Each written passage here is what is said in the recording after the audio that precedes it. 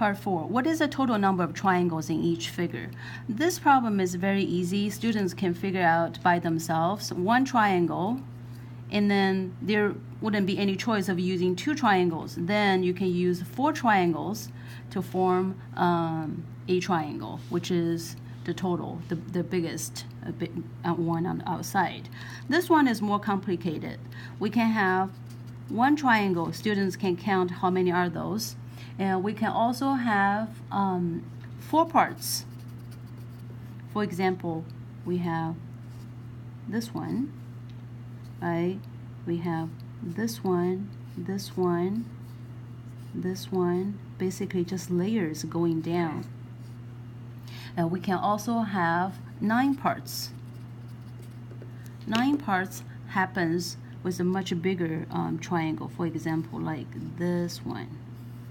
1, 2, 3, 4, 5, 6, 7, 8, 9. Okay, and we have another one right here, and another one.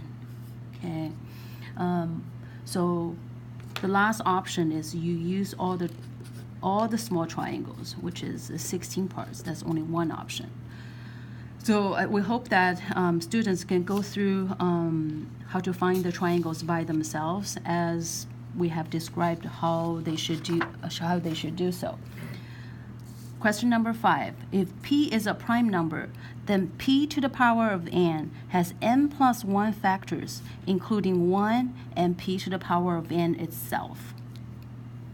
And question, how many factors does 7 to the power of 35 have? So as we said, p to the power of n now is 7 to the power of 35. 7 has to be a prime number, otherwise this wouldn't work. Okay, the base has to be prime number. So 7 to the 35, basically you have 7 multiply 7 multiply 7 all the way of 35 of 7s. Okay, so each one is a factor, and each combination is a factor, and you can combine 1 7, 2 7s, 3 7s, and so on.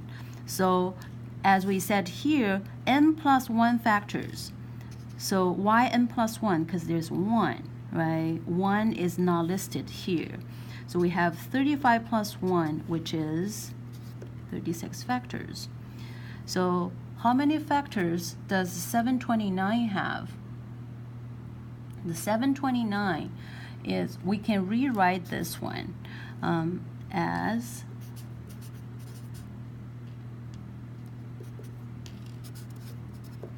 to the power of n. So 7 plus 2 is 9. 9 plus 9 is 18. 18 can be divided by 7. So 729 is very likely has a base of 3 to the power of something. So the students can figure the n out, and the total number of factors would just be n plus 1.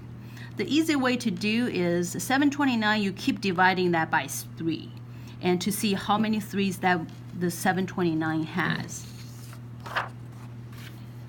Problem number 6. If n equals to p to the power of a multiply q to the power of b, and so on, all these are different. All the bases are different primes, has to be primes. Otherwise, if they are composite themselves, they themselves would have factors, right? That would complicate the problem a lot. So n would have all the powers plus 1 multiply the next power plus 1 plus the next power plus 1. This many different factors. So 720. So we basically have to write 720 into a form like this. So how do we do this? This can easily be divided by 2, and 2 plus 7 is 9. That can be divided by 3. So it has to be some kind of combination of 2 and 3.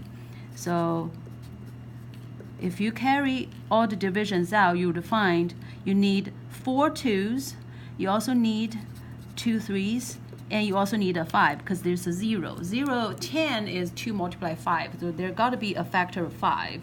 So this is 5 to the power of 1. Then follow this rule, we would have 4 plus 1 multiply 2 plus 1 multiply 1 plus 1 factors. Carry this out, 5 multiply 3 multiply 2. These are the final number of factors 720 would have. Divisibility by 7, 11, and 13. The number is divisible by 11 if the difference, okay, so the divisibility of 11 that we have talked about before.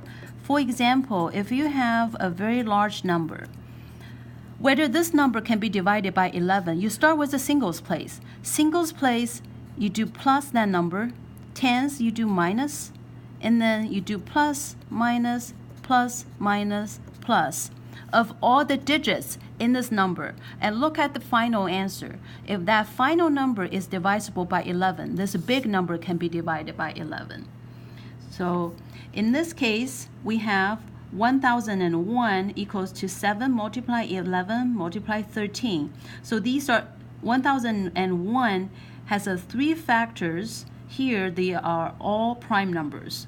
And if any number can be divisible by 1001, they can surely be divided by 7, 11, and 13. So first question, is this big number divisible by 11? Following this rule, okay, singles place, plus 0 minus 9, plus 0 minus 9, plus 1 minus 9, plus 0 minus 8. So let's work out what this number is. Minus 9 minus 9 minus 9, that's minus 27. And then we have minus 8 plus 1, that's minus 7. So total is minus 37. Let's not to think about the minus just yet. So let's look at 34. 34 cannot be divided by 11. So this number cannot be divided by 11.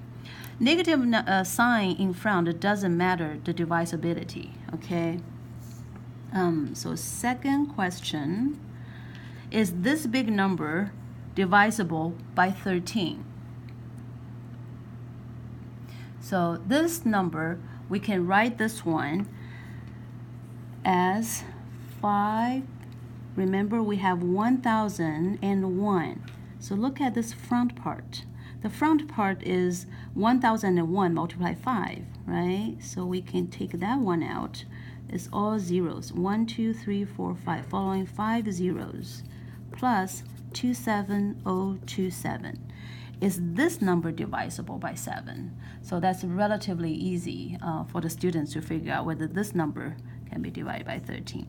This one, 863867. So there is one property that we want to tell the students, that 863863, the two repetitive patterns, this number can be divided by 1001.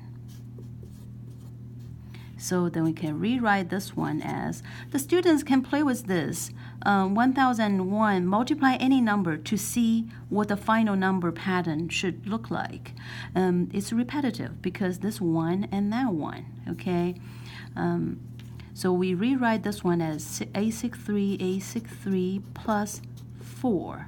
So we can see that the 4 cannot be divided by 13. Number 3, is this number divisible by 7 and 13, but not divisible by 11? How can you determine this without dividing? We can follow this rule, right? Singles place plus 6, minus 0, we just alternate plus and minus. And then plus 4, minus 7, plus 9, and minus 4. So minus 4 plus 4, they cancel. And 6 minus 7 is minus 1. So the final answer is 8. So this number cannot be divided by 11.